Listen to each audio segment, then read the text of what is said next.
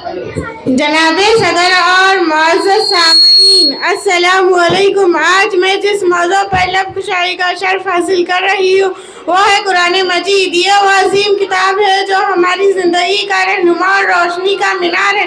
خدا نے آج تک اس قوم کی حالت نہیں بدلی نہ ہو جس کو خیال خود اپنی حالت کے بدلنے کا۔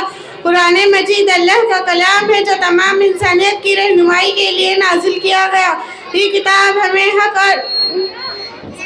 یہ وہ کتاب ہے جس میں کوئی شک نہیں، ہدایت ہے پرہیزگاروں کے لیے۔ قرآن مجید ہمیں سکھاتا ہے کہ دنیا ایک امتحان گاہ ہے اور ہمیں اللہ تعالیٰ کے احکامات کے مطابق زندگی بسر کرنی چاہیے۔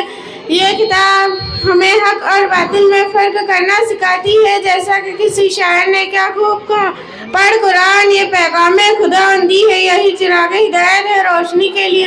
قرآن ہمیں نماز کا حکم دیتا ہے، نماز کی پابندی کا حکم دیتا ہے، کیونکہ نماز میں قرآن کی تلاوت ہوتی ہے۔